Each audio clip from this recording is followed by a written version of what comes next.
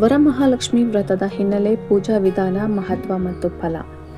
ನಮಸ್ಕಾರ ಸ್ನೇಹಿತರೆ, ನಾನು ಶಿಲ್ಪಾ ಸಿಟಿ, ಕನ್ನಡ ಉಪನ್ಯಾಸಕಿ, master of numerologist, Kanakapura. Shravana ಮಾಸ ಎಂದರೆ ನಮ್ಮ ಭಾರತೀಯ ಸಂಪ್ರದಾಯದಲ್ಲಿ ಭಕ್ತಿ, ಮಂಗಳ ಮತ್ತು ಶುಭ ಕಾರ್ಯಗಳ ವಿಶೇಷ ಕಾಲ. ಅದರಲ್ಲೂ ಶ್ರಾವಣ ಮಾಸದ ಶುಕ್ಲ ಪಕ್ಷದ ಶುಕ್ರವಾರ ಆಚರಿಸುವ ವರಮಹಾಲಕ್ಷ್ಮಿ ವ್ರತಕ್ಕೆ ವಿಶೇಷ ಮಹತ್ವವಿದೆ. ಮಹಾಲಕ್ಷ್ಮಿ ಅಂದರೆ ಕೇವಲ ಹಣ ಮತ್ತು ಸಂಪತ್ತಿನ ದೇವತೆ ಮಾತ್ರವಲ್ಲ, ಅವರು ನಮ್ಮ ಜೀವನದಲ್ಲಿ ಸುಖ, ಶಾಂತಿ, ಸೌಭಾಗ್ಯ, ಧೈರ್ಯ, ಜ್ಞಾನ, ಆರೋಗ್ಯ ಮತ್ತು ಸಮೃದ್ಧಿಯ ಸಂಕೇತವಾಗಿದ್ದಾರೆ. ಹಾಗಾದರೆ ವರಮಹಾಲಕ್ಷ್ಮಿ ವ್ರತವನ್ನು ಏಕೆ ಮಾಡುತ್ತಾರೆ? ಈ ವ್ರತದ ಹಿಂದಿರುವ ಪೌರಾಣಿಕ ಕಥೆ ಏನು? ಪೂಜೆಯನ್ನು ಹೇಗೆ ಮಾಡಬೇಕು? ಯಾವ ವಸ್ತುಗಳನ್ನು ಬಳಸಬೇಕು? ಈ ವ್ರತದಿಂದ ಸಿಗುತ್ತದೆ ಎಂದು ನಂಬಲಾಗಿರುವ ಫಲಗಳೇನು? ಇವೆಲ್ಲವನ್ನು ಈ ವಿಡಿಯೋದಲ್ಲಿ ಸರಳವಾಗಿ ತಿಳಿದುಕೊಳ್ಳೋಣ. ವಿಡಿಯೋ ನಿಮಗೆ ಇಷ್ಟವಾದರೆ ಲೈಕ್ ಮಾಡಿ, ನಿಮ್ಮ ಕುಟುಂಬದವರೊಂದಿಗೆ ಶೇರ್ ಮಾಡಿ. ಮಹಾಲಕ್ಷ್ಮಿ ದೇವಿಯ ಮಹಿಮೆ. ನಮ್ಮ ಸಂಪ್ರದಾಯದಲ್ಲಿ ಲಕ್ಷ್ಮೀ ದೇವಿಯನ್ನು ಸಮೃದ್ಧಿಯ ಸ್ವರೂಪವೆಂದು ಪೂಜಿಸಲಾಗುತ್ತದೆ. ಲಕ್ಷ್ಮೀ ದೇವಿಯ ಹಲವು ರೂಪಗಳನ್ನು ನಾವು ಕಾಣುತ್ತೇವೆ. ಧನಲಕ್ಷ್ಮಿ, ಧಾನ್ಯಲಕ್ಷ್ಮಿ, ಧೈರ್ಯಲಕ್ಷ್ಮಿ, ವಿದ್ಯಾಲಕ್ಷ್ಮಿ, ವಿಜಯಲಕ್ಷ್ಮಿ, ಸಂತಾನಲಕ್ಷ್ಮಿ, ಆದಿಲಕ್ಷ್ಮಿ ಮತ್ತು ಗಜಲಕ್ಷ್ಮಿ ಸೇರಿದಂತೆ ಅಷ್ಟಲಕ್ಷ್ಮಿಯ ರೂಪಗಳನ್ನು ಭಕ್ತಿಯಿಂದ ಆರಾಧಿಸುತ್ತದೆ. ಅಂದರೆ ಜೀವನದಲ್ಲಿ ಕೇವಲ ಹಣ ಇದ್ದರೆ ಸಾಕಾಗುವುದಿಲ್ಲ. ಆರೋಗ್ಯ ಬೇಕು, ಜ್ಞಾನ ಬೇಕು, ಧೈರ್ಯ ಬೇಕು, ಕುಟುಂಬದಲ್ಲಿ ಶಾಂತಿ ಬೇಕು. ಆದ್ದರಿಂದಲೇ ಲಕ್ಷ್ಮಿ ಆರಾಧನೆಯನ್ನು ಸಮಗ್ರ ಸಮೃದ್ಧಿಯ ಪ್ರಾರ್ಥನೆಯಾಗಿ ನಾವು ನೋಡಬಹುದಾಗಿದೆ.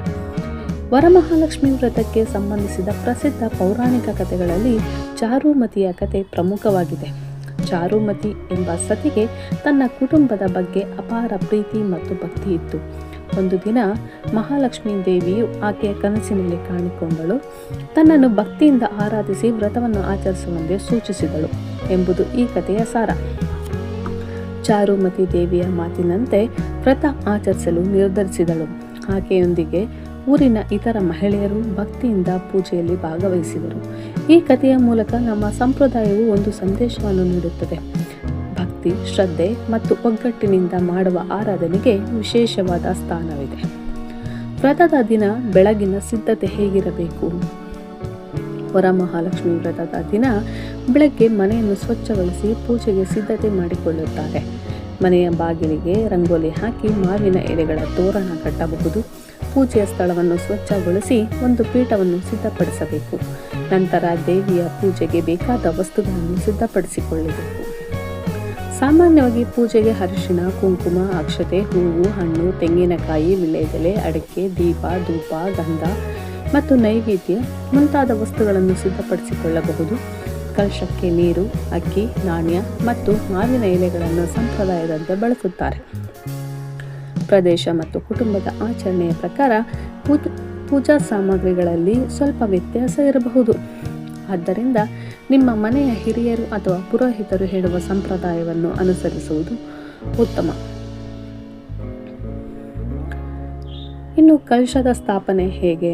ಈ ವ್ರತದಲ್ಲಿ ಕಲಶಕ್ಕೆ ವಿಶೇಷ ಸ್ಥಾನವಿದೆ. ಪೂಜಾ ಪೀಠದ ಮೇಲೆ ಅಕ್ಕಿಯನ್ನು ಹರಡಿ ಅದರ ಮೇಲೆ ಕಲಶವನ್ನು ಇಡಬಹುದು. ಕಳಶದಲ್ಲಿ ನೀರು ತುಂಬಿ ಸಂಪ್ರದಾಯದಂತೆ ಅರಿಶಿಣ, ಅಕ್ಷತೆ ಅಥವಾ ಒಂದು ನಾಣ್ಯವನ್ನು ಕೂಡ ಹಾಕಬಹುದು. ನಂತರ ಮಾವಿನ ಎಲೆಗಳನ್ನು ಇಟ್ಟು ಮೇಲ್ಭಾಗದಲ್ಲಿ ತೆಂಗಿನಕಾಯಿಯನ್ನು ಇಡುತ್ತಾರೆ. ಆ ಕಲಶವನ್ನು ಮಹಾಲಕ್ಷ್ಮಿಯ ಸಾನ್ನಿಧ್ಯದ ಸಂಕೇತವಾಗಿ ಭಾವಿಸಿ ಪೂಜಿಸಲಾಗುತ್ತದೆ. ಇನ್ನು ಮಹಾಲಕ್ಷ್ಮಿಯ ಅಲಂಕಾರ. ಅಲಂಕಾರ ಹೇಗಿರಬೇಕು? ಮಹಾಲಕ್ಷ್ಮೀ ದೇವಿಯನ್ನು ಸುಂದರವಾಗಿ ಅಲಂಕರಿಸಲಾಗುತ್ತದೆ. ಹೂವು, ಆಭರಣ, ಕುಂಕುಮ ಮತ್ತು ವಿವಿಧ ಅಲಂಕಾರಗಳಿಂದ ದೇವಿಯ ರೂಪವನ್ನು ಸಿಂಗರಿಸುತ್ತಾರೆ. ದೇವಿಯ ಅಲಂಕಾರ ಮಾಡುವಾಗ ಮನಸ್ಸಿನಲ್ಲಿ ಭಕ್ತಿ ಮತ್ತು ಶ್ರದ್ಧೆ ಇರಬೇಕು. ಅಲಂಕಾರದ ವೈಭವಕ್ಕಿಂತ ಭಕ್ತಿಯ ಭಾವನೆ ಇಲ್ಲಿ ತುಂಬಾ ಮುಖ್ಯವಾಗಿರುತ್ತದೆ. ಇದನ್ನು ನೆನಪಿಟ್ಟುಕೊಳ್ಬೇಕು. ಮೊದಲು ದೀಪ ಬೆಳಗಿಸಿ ಗಣಪತಿಯನ್ನು ಸ್ಮರಿಸಿ ಪೂಜೆಯನ್ನು ಆರಂಭಿಸಬಹುದು. ನಂತರ ಮಹಾಲಕ್ಷ್ಮೀ ದೇವಿಯನ್ನು ಭಕ್ತಿಯಿಂದ ಆಹ್ವಾನಿಸಿ ಗಂಧ, ಅರಿಶಿಣ, ಕುಂಕುಮ, ಅಕ್ಷತೆ ಮತ್ತು ಹೂವುಗಳನ್ನು ಅರ್ಪಿಸಿ ದೇವಿಯ ಮುಂದೆ ದೀಪ ಬೆಳಗಿಸುವುದು ನಮ್ಮ ಜೀವನದ ಅಜ್ಞಾನವೆಂಬ ಕತ್ತಲೆಯನ್ನು ದೂರ ಮಾಡಿ ಜ್ಞಾನದ ಬೆಳಕನ್ನು ಪಡೆಯುವ ಸಂಕೇತವೆಂದು ಭಾವಿಸಲಾಗುತ್ತದೆ. ಪೂಜೆಯ ಸಮಯದಲ್ಲಿ ಮಹಾಲಕ್ಷ್ಮಿ ಅಷ್ಟೋತ್ತರ, ಶತನಾಮಾವಳಿ ಅಥವಾ ಕುಟುಂಬದ ಸಂಪ್ರದಾಯದ ಪ್ರಕಾರ ಇರುವ ಸ್ತೋತ್ರಗಳನ್ನು ಪಠಿಸಬಹುದು. ಸ್ತೋತ್ರಗಳನ್ನು ಪಠಿಸುವಾಗ ಅದರ ಅರ್ಥವನ್ನು ತಿಳಿದುಕೊಂಡು ಭಕ್ತಿಯಿಂದ ದೇವಿಯನ್ನು ಸ್ಮರಿಸುವುದು ಇನ್ನಷ್ಟು ಅರ್ಥಪೂರ್ಣವಾಗಿರುತ್ತದೆ. ಮಂತ್ರಗಳನ್ನು ತಪ್ಪಾಗಿ ಹೇಳುವ ಭಯ ಬೇಡ. ನಿಮಗೆ ತಿಳಿದಿರುವ ಸರಳ ಪ್ರಾರ್ಥನೆಯನ್ನು ಭಕ್ತಿಯಿಂದ ಹೇಳಬಹುದು, ಏಕೆಂದರೆ ದೇವರ ಆರಾಧನೆಯಲ್ಲಿ ಮನಸ್ಸಿನ ಶ್ರದ್ಧೆಗೆ ಅತ್ಯಂತ ಮಹತ್ವವಿದೆ. ನಂತರ ದೇವಿಗೆ ನೈವೇದ್ಯ ಅರ್ಪಿಸಲಾಗುತ್ತದೆ. ಸಂಪ್ರದಾಯದಂತೆ ಪಾಯಸ, ಸಿಹಿ, ಹಣ್ಣು ಅಥವಾ ಇತರ ಸಾತ್ವಿಕ ಆಹಾರಗಳನ್ನು ತಯಾರಿಸಬಹುದು. ನೈವೇದ್ಯ ಅರ್ಪಿಸುವಾಗ ಅಮ್ಮ, ನಮ್ಮ ಕುಟುಂಬಕ್ಕೆ ಆರೋಗ್ಯ, ಸಂತೋಷ, ಶಾಂತಿ ಮತ್ತು ಸಮೃದ್ಧಿಯನ್ನು ಕರುಣಿಸು ಎಂದು ಪ್ರಾರ್ಥಿಸಬಹುದು. ಕೆಲವು ಸಂಪ್ರದಾಯಗಳಲ್ಲಿ ವರಮಹಾಲಕ್ಷ್ಮಿ ವ್ರತದ ಸಂದರ್ಭದಲ್ಲಿ ವ್ರತದಾರ ಅಥವಾ ತೋರವನ್ನು ಧರಿಸಿ ಪೂಜಿಸುವ ಪದ್ಧತಿ ಇದೆ. ಇದು ದೇವಿಯ ಆಶೀರ್ವಾದವನ್ನು ಸ್ಮರಿಸುವ ಒಂದು ಸಂಕೇತವಾಗಿ ಪರಿಗಣಿಸಲಾಗುತ್ತದೆ. ಆದರೆ ಇದನ್ನು ಧರಿಸುವ ವಿಧಾನವು ಕುಟುಂಬ ಮತ್ತು ಪ್ರದೇಶದ ಸಂಪ್ರದಾಯದ ಪ್ರಕಾರ ಬದಲಾಗಬಹುದು.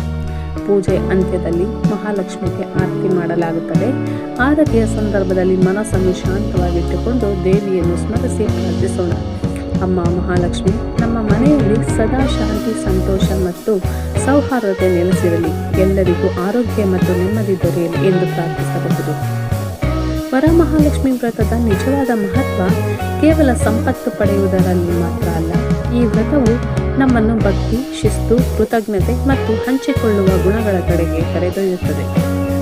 ಕುಟುಂಬದವರು ಒಟ್ಟಾಗಿ ಪೂಜೆ ಮಾಡುವುದರಿಂದ ಕುಟುಂಬದ ಬಾಂಧವ್ಯವು ಗಟ್ಟಿಯಾಗುತ್ತದೆ.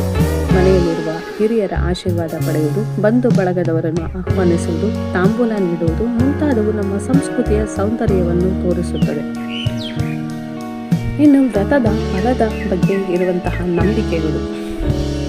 ಭಕ್ತರ ನಂಬಿಕೆಯ ಪ್ರಕಾರ ವರಮಹಾಲಕ್ಷ್ಮಿ ವ್ರತವನ್ನು ಶ್ರದ್ಧೆಯಿಂದ ಆಚರಿಸುವುದರಿಂದ ಕುಟುಂಬದಲ್ಲಿ ಸುಖ, ಶಾಂತಿ, ಸೌಭಾಗ್ಯ ಮತ್ತು ಸಮೃದ್ಧಿ ನೆಲೆಸುತ್ತದೆ ಎಂದು ನಂಬಲಾಗಿದೆ.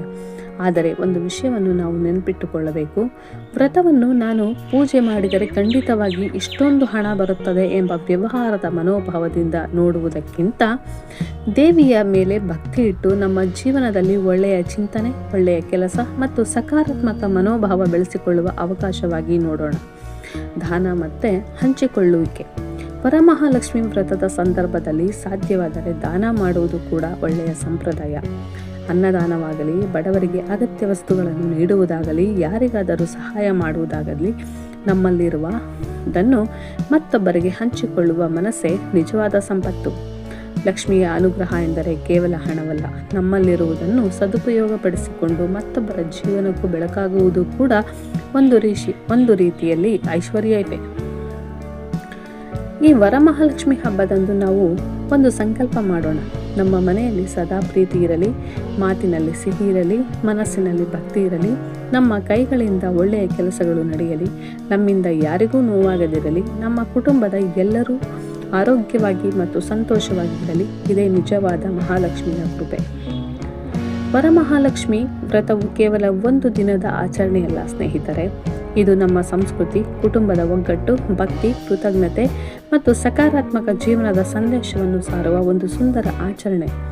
ಈ ವರಮಹಾಲಕ್ಷ್ಮಿ ದೇವಿಯ ಕೃಪೆಯಿಂದ ನಿಮ್ಮ ಮನೆಯಲ್ಲಿ ಸದಾ ಆರೋಗ್ಯ, ಆಯುಷ್ಯ, ಶಾಂತಿ, ಸಂತೋಷ, ಸೌಭಾಗ್ಯ ಮತ್ತು ಸಮೃದ್ಧಿ ನೆಲೆಸಲಿ ಎಂದು ಪ್ರಾರ್ಥಿಸೋಣ. ಶ್ರೀ ವರಮಹಾಲಕ್ಷ್ಮಿ ದೇವಿಗೆ ಜಯವಾಗಲಿ. ಶ್ರೀ ವರಮಹಾಲಕ್ಷ್ಮಿ ದೇವಿಯ ಕೃಪೆ ಎಲ್ಲರ ಮೇಲಿರಲಿ. ಈ ವಿಡಿಯೋ ನಿಮಗೆ ಇಷ್ಟವಾದರೆ ಲೈಕ್ ಮಾಡಿ, ನಿಮ್ಮ ಕುಟುಂಬ ಮತ್ತು ಸ್ನೇಹಿತರೊಂದಿಗೆ ಶೇರ್ ಮಾಡಿ. ಇಂತಹ ಭಕ್ತಿಯ ಮತ್ತು ಉಪಯುಕ್ತ ಮಾಹಿತಿಗಾಗಿ ನಮ್ಮ ಚಾನಲನ್ನು ಸಬ್ಸ್ಕ್ರೈಬ್ ಮಾಡಿ. ಧನ್ಯವಾದಗಳು. ಶ್ರೀ